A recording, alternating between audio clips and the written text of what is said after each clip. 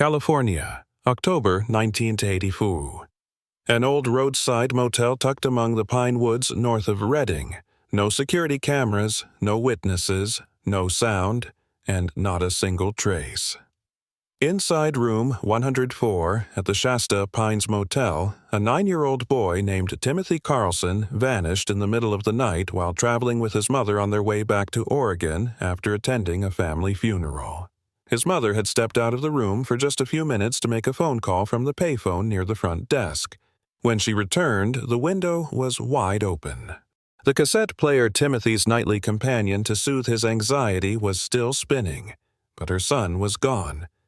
No fingerprints, no footprints, no signs of a struggle. And most strangely, the air vent above the bed was misaligned, its screws mismatched, as if someone had tampered with it and hastily screwed it back on. Redding police launched an investigation that lasted nearly 3 months. Then the case went cold. No answers, no suspects, and all that remained was a name: Timothy Carlson, missing, room 104. Nearly 40 years later, Aaron Walsh, an independent investigator and host of the true crime podcast Chasing Echoes, checked into that very same room, the one where Timothy disappeared. Room 104. Same window, same cracked ceiling paint. And on a quiet August night in 2023, Aaron heard something coming from inside the wall. A faint click, then static, then a whisper, not the wind, not his imagination, but a real sound, rising from behind the decades-old vent no one had ever questioned. That was when Aaron realized Timothy Carlson's disappearance was never a one-off tragedy. It was the first breadcrumb in a meticulously designed system of abuse, silent, organized, and still alive today. August 12, 2023. The sun was still out when Aaron Walsh's Ford Escape rolled onto the gravel lot of the Shasta Pines Motel, nestled off an old highway north of Redding, California. The wooden sign was sun-faded, its neon pine tree blinking faintly, as if trying to die quietly. A handful of moths danced frantically around the violet light. The air felt both still and unnaturally heavy, like the place had been frozen in time and left to yellow untouched. Aaron pulled up in front of room 104. The key he'd been given at the front desk was old school, a worn brass blade attached to a red plastic tag with the number 104 barely visible. No one had asked why he wanted that room. He didn't say what he did for a living, and no one seemed to care that a lone man with a field recorder and a battered notebook insisted on booking the exact room where a child had disappeared nearly 4 decades earlier. He didn't open the door right away. Standing on the creaking wooden step, Aaron let the dry August heat seep into his shirt, the faint hum of his recorder pulsing softly in the front pocket. The record light blinked red. A breeze rolled in from the western ridge, carrying the scent of old pine and scorched dust.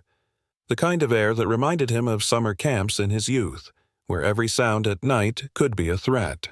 He slid the key into the lock and turned. The door creaked open. The room was small. A double bed with a faded gray blanket, a ceiling fan spinning lazily overhead, smoke-stained walls in dull cream. An old television bolted to a pressboard dresser. In the far corner, a narrow window shaded by heavy curtains that smelled faintly of mold.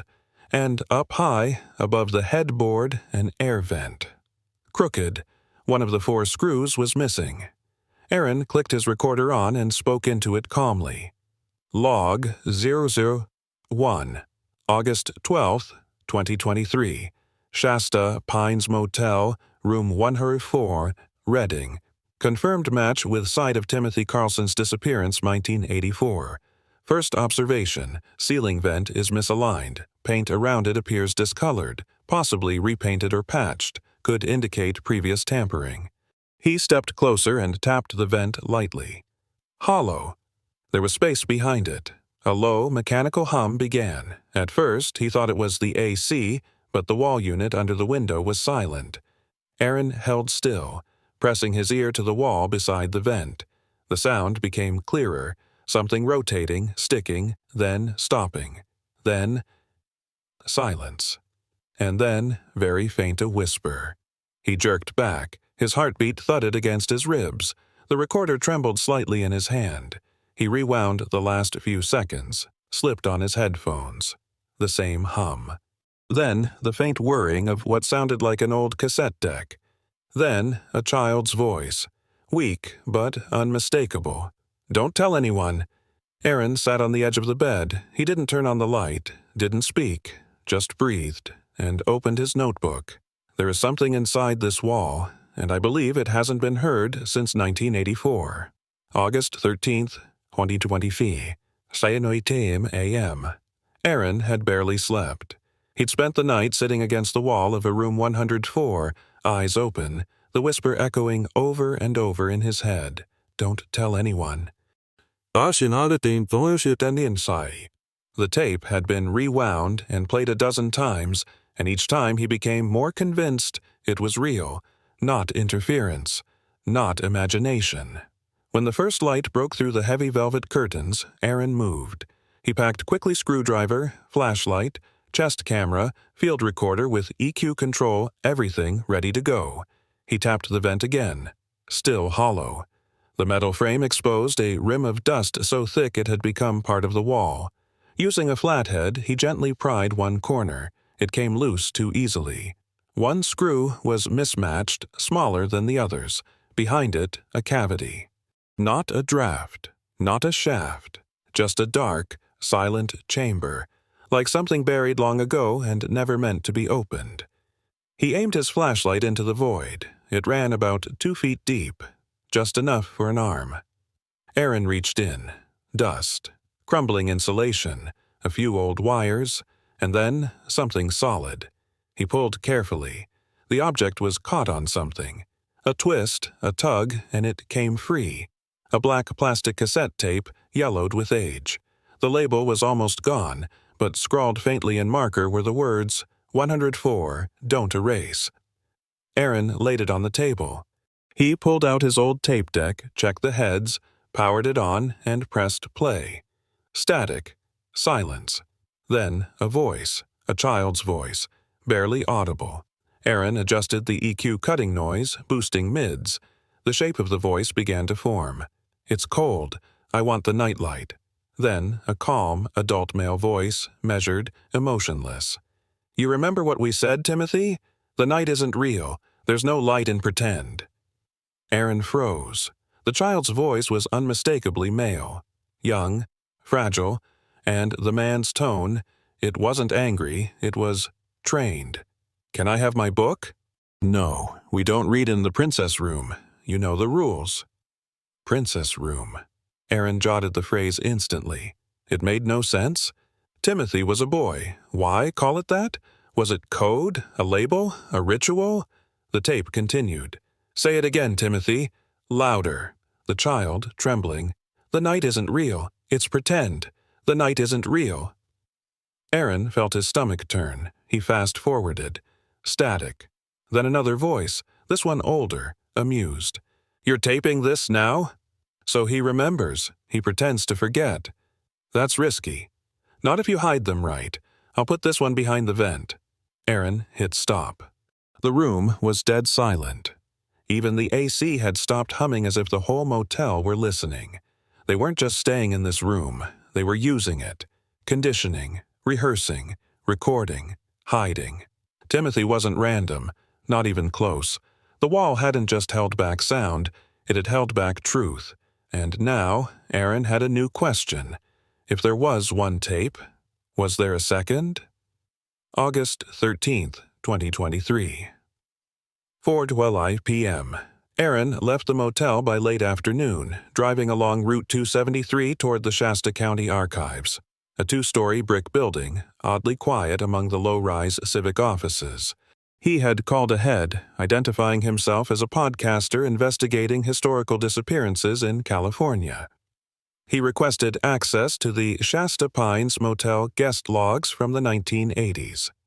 The archivist didn't ask questions. They were used to people chasing ghosts in old ink.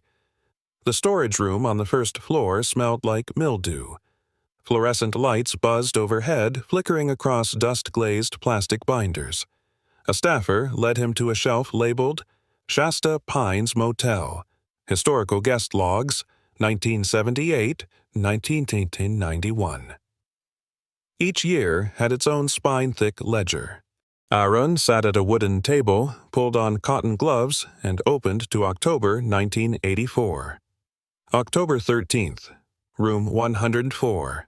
Registered under the name A. Shepherd. Paid cash. No address. 2 nights. The exact night Timothy vanished. He flipped back a day. October 12th. Same room. Name, John H. Mills. 1 night. Cash. October 14th. Blank. Red ink note. Hold. Investigation. Then October 16th. Room 104, again rented by A. Shepherd. Same handwriting, same sweeping S, same backward-slanted P. Whoever took Timothy came back 3 days later. Aaron took photos of every page. Then he kept going. August, G. Harmon. 1 night. Room 104. Cash. July, J. Mills. Room 104. 1 night. Cash. 3 names. Regular intervals. 6 to 8 weeks apart. Always the same room. Always cash. Always the same hand. Aaron didn't need a handwriting expert. He knew the signature of someone too confident to disguise their tracks. This wasn't evasion. It was scheduling. He opened his laptop and pulled up a spreadsheet he'd built over the past year. A database of missing children in Northern California between 1981 and 1986. Compiled from public records, newspaper clippings, and family notices. July 21st, 1992, Carrie Landers, Tan, vanished in Anderson. May 4th, 1994, Michael Dill, Bay, disappeared in Cottonwood. March 13th, 1984, Haley Cruz, 9, missing from Bella Vista. Each date fell within 24 hours of room 104, being rented under the names Harmon, Shepherd, or Mills. Aaron underlined each entry in his notebook. Names, dates, children. Timothy Carlson wasn't the first, and he was certainly not the last. He sat motionless, the glow of his laptop casting shadows across dust particles drifting in the air. In his mind, the voice echoed from the cassette. He pretends to forget. I'll hide this one behind the vent. No one pretended. No one forgot. They planned. In cycles, in roles, in rotation. 3 names, Shepherd, Mills, Harmon. Not necessarily 3 people, maybe just 1, or worse, a team, with matching scripts, shared handwriting, the same room. Aaron stared at the registry photo again. The repeating S curved like a signature scar. Same person, same hand. A circle no one saw until someone opened the right wall. On the morning of August 14th, 2023, Aaron found himself standing before a small wooden house tucked deep inside one of Redding's older neighborhoods. House number 1029 sat slumped beneath the weight of dry heat and overgrown cedar. The porch sagged in the middle. A wind chime made from bottle caps and bent forks clinked faintly in the breeze, lazy and uneven. The air was thick with pine sap, dust, and the kind of silence that never quite goes away. This was the home of Eleanor McKay, a name Aaron had pulled from state tax filings, staff rosters, and motel payroll records. She had worked the night shift at the Shasta Pines Motel from 1982 to 1987, during the critical years. She was one of the last living people who might have seen the man behind room 104. She opened the door before he knocked. She looked to be in her 70s, silver hair tied back, eyes sharp but dulled in places by something older than age. Her sweater was beige.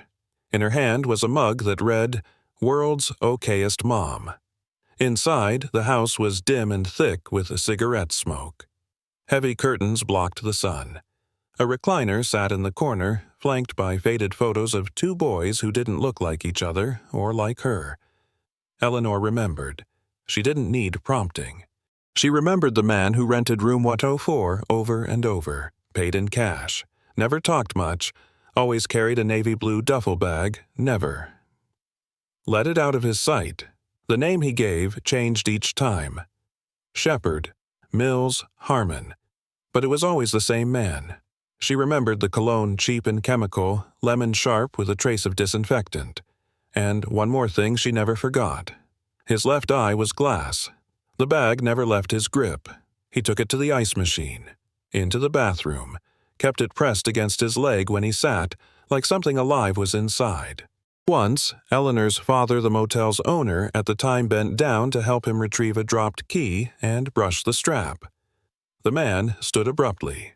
No shouting, no aggression, but his look was enough to freeze the air in the room. He said only one thing: "Don't touch what isn't yours." But the way he said it, it didn't feel like he was talking about a bag. Eleanor recognized the voice. When Aaron played a segment from the recovered tape, the same line about hiding it behind the vent, she didn't blink. It wasn't the words. It was the tone, the cadence.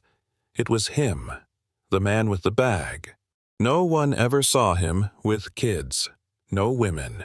But her father once told her he'd heard crying through the wall between room 104 and 105. Late at night, muffled, like something being choked through plaster. He called the police. They didn't care. This was Shasta County in 1984. A motel owner hearing whispers through the vent wasn't worth their time. They told him he was dreaming. Maybe the TV was left on. If he couldn't handle the business, they said, maybe he should sell the place. Eventually, he did. But Eleanor never forgot, because room 104 didn't just hold echoes, it kept them. The citrus bleach smell, the missing screw on the vent, and the voice of children who never made it back to their mothers. Afternoon of August 14th, 2023. Aaron returned to the Shasta Pines Motel under the glare of late summer sun. Room 104 was no longer just a place to sleep, it was a crime scene.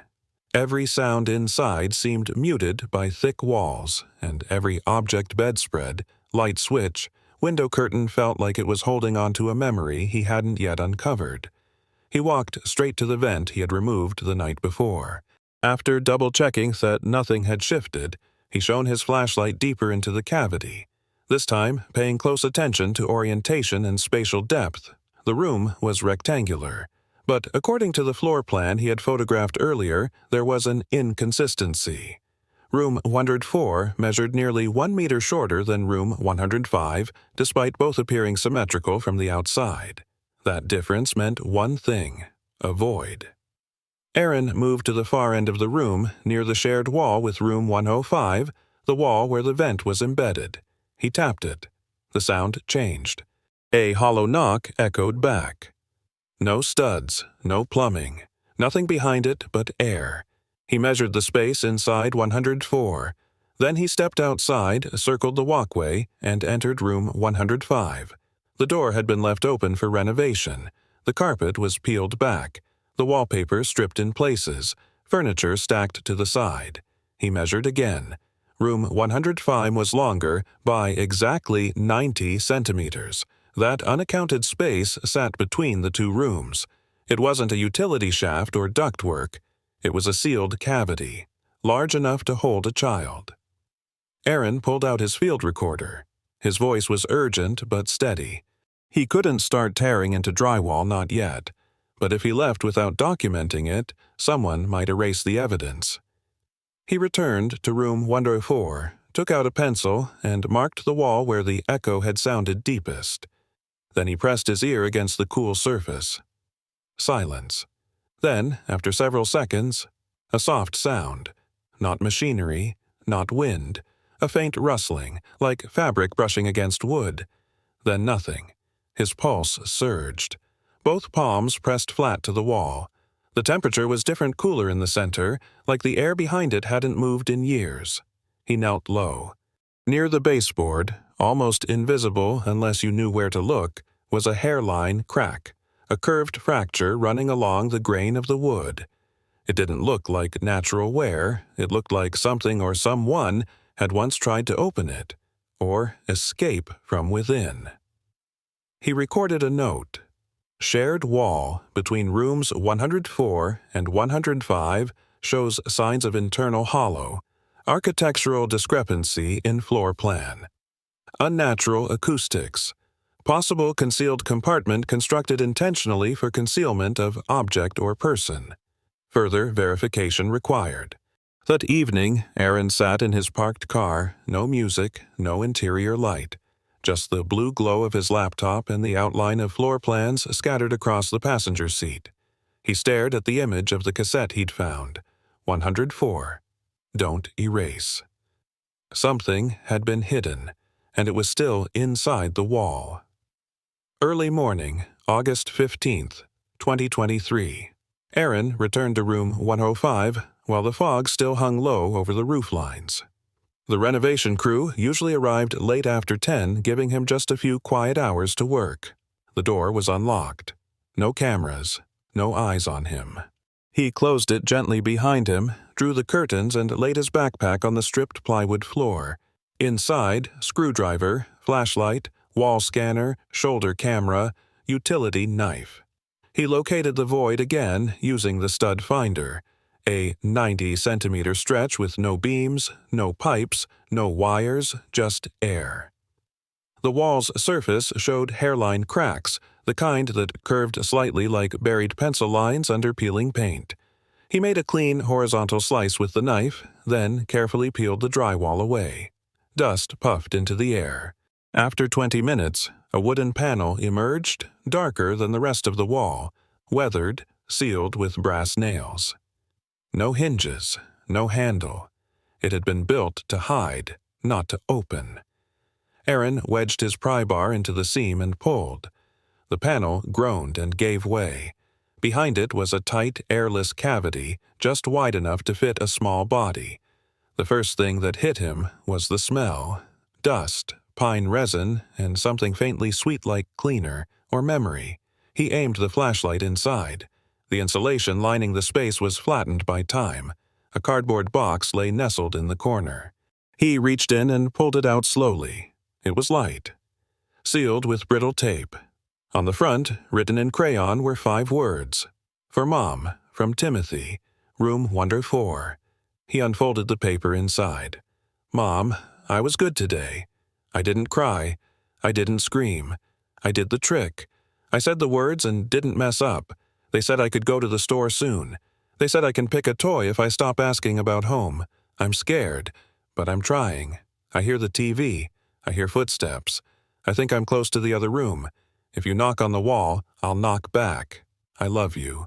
From me, Timothy. The handwriting faltered near the bottom, a child's hand growing weak. Aaron hadn't realized he was crying until a teardrop struck the edge of the page. He leaned in farther. Near the bottom corner, tucked between the wall studs, was something else. A cassette tape, unmarked, unprotected, coated in dust but intact. Beside it, a small red sock, faded dinosaur print barely visible. And just beneath that, scratch marks. Fine, parallel, etched into the wood, not once, repeatedly, each about 6 inches long, thin enough to be fingernails, the memory of someone trying to be heard. Aaron pressed record. Void space between rooms 104 and 105.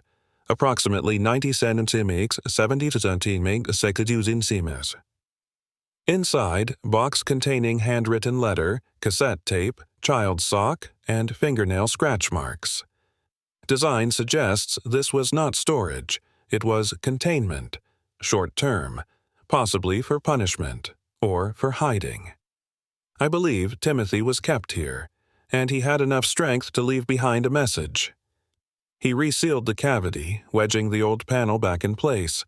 No one else could erase this, not yet. That night, in room 104, Aaron sat by the recorder, the letter beside him, dust still clinging to his sleeves. In the silence, only one sentence from the page echoed in his mind. If you knock on the wall, I'll knock back. August 16th, 2023. 10:08 a.m. Aaron sat at a back table in the City of Reading's Building Department archives. In front of him, stacked microfilm printouts, old construction permits, inspection logs, and renovation records for the Shasta Pines Motel, spanning 1976 to 1990. He had submitted a targeted request. Anything referencing Room 104, structural modifications, or wall reinforcement in Building Section B. Most of it was mundane plumbing repairs, HVAC maintenance, roof replacements. But buried in a stack of yellowed forms, one document froze his breath. Permit number 821094, issued September 1982. Purpose: reinforcement of internal wall, room 104. Installation of sound dampening panels and structural support per personal request. Applicant: Paul Harkner. Aaron didn't need a second to recognize the name. Paul Harkner, a former youth pastor, once ran a wilderness restoration camp called Camp Revere near Spring Creek, Nevada. Harkner had died in 1995 mountain hiking accident, per the coroner. But in the years following, multiple former campers would speak out, describing psychological abuse, isolation, and forced obedience rituals. No charges were ever filed. The name had appeared before, briefly, in articles about faith-based reform for troubled youth. But now, it was on a construction permit for a secret void behind the wall of the room where Timothy Carlson had vanished. Not a pastor, not a teacher, a builder. Aaron flipped the document. Harkner's name appeared more than once. One note read, "Approved to alter interior wall as supervising director of residential support program." Mailing address: A P.O. Box in Susanville, California. Deactivated in 1986. He recorded quietly. Permit to alter room 104 dated 1982. Signed by Paul Harkner. Same individual known for running Camp Revere. Voice matches second speaker on recovered cassette. Harkner wasn't just present, he physically entered the space, likely constructed the cavity between 104 and 105. Possible that he designed it. Back in his car, Aaron replayed the second tape, the one with the second voice. The husky, sardonic tone. "You're taping this now? In case he forgets. That's risky. Not if you hide them right. I'll put this one behind the vent." The cadence, the pacing, the way he pronounced each consonant. All of it matched a rare audio recording of Harkner from a 1984 faith conference in Reno. Publicly archived. Quietly forgotten. Same voice, 2 decades, 2 contexts, but the same intent. Aaron drove to the Central Public Library, digging into microfilm editions of the Shasta Register. In a 1982 column under Private Projects and Community Partnerships, he found a short mention of a cooperation effort between a local church and selected motels aimed at housing transient or at-risk youth. The program name: New Dawn Fellowship. The final quote from the article. Pastoral Representative Paul Harkner explained the housing was temporary and intended only for youth who were worthy of correction. Aaron stared at the words flickering across the microfilm screen. The wall had never been a renovation. It was infrastructure, built with intent, with ideology. And now Harkner was no longer a ghost in the wires. He had a name, a permit, a location, an authority. Afternoon, August 19, 2023. Inside a small second-floor office at a private child care center on the outskirts of Sacramento, Aaron turned on his recorder. The woman sitting across from him, hair neatly tied back, soft blue uniform, calm voice, was Anita Marquez. Today, she was the director of a preschool. But in 1986, at just 10 years old, she had narrowly escaped something no one ever believed. The old case file described it as an attempted approach of a minor at a highway rest stop off I-5 near Red Bluff, a white van with no license plates, a man claiming to be part of a program helping lost children. He wore long sleeves in July, white cotton gloves, and a cologne that smelled like sharp lemon and chemicals. That detail, the gloves, the citrus scent, the even, calm, tone-matched everything Aaron had gathered about Paul Harkner. Anita had escaped by leaping from the van as the side door slid open. She ran into a nearby gas station and called for help. Police came. No arrest was made. The case was closed within a week. No one ever followed up, and since then, no one had ever asked Anita about it again. Now, nearly 4 decades later, she was the only known survivor who had looked that man in the eye and lived to talk about it. Aaron placed a still frame on the table, a shot pulled from the final mini-DV tape, tape 49. It showed a girl, 9 or 10, sitting under a harsh spotlight, hands folded, eyes fixed on the camera. Behind her, a soft pink wall Studio 3. Anita stared at it for a long moment. Then, softly, she said, "This isn't me, but I know that look." Aaron stayed silent. Let her speak. She remembered the man not by name, but by presence.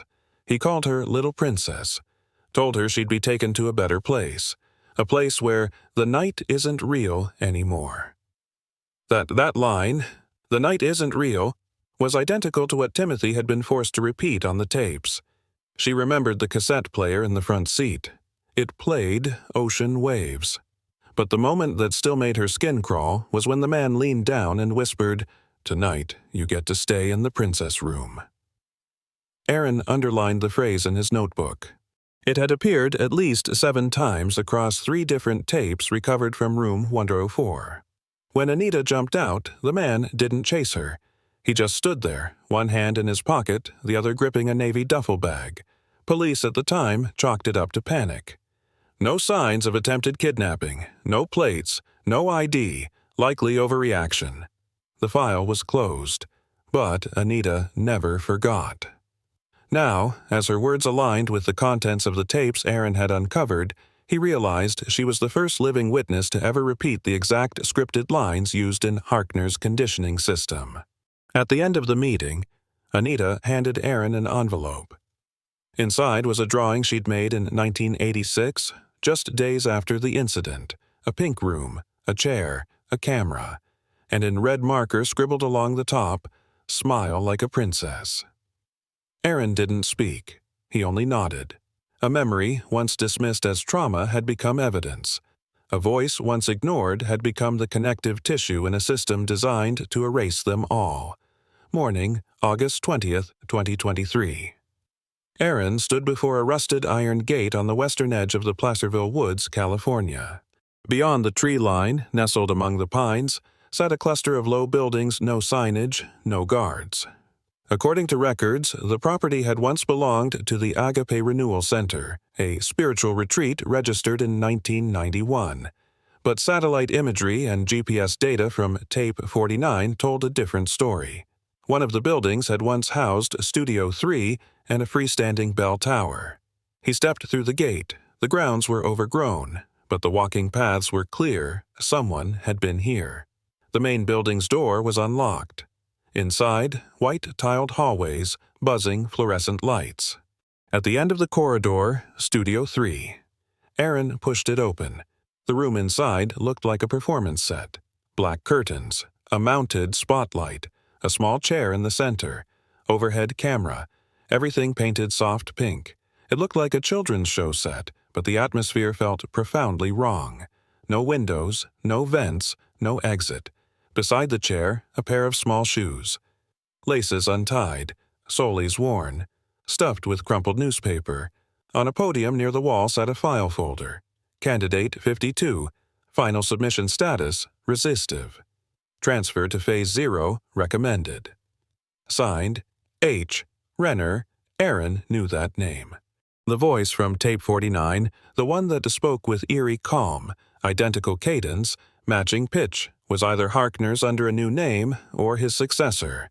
Behind Studio 3, Aaron found the control room. Analog consoles. Shelves of labeled tapes. A corkboard pinned with children's photos, each tagged and numbered.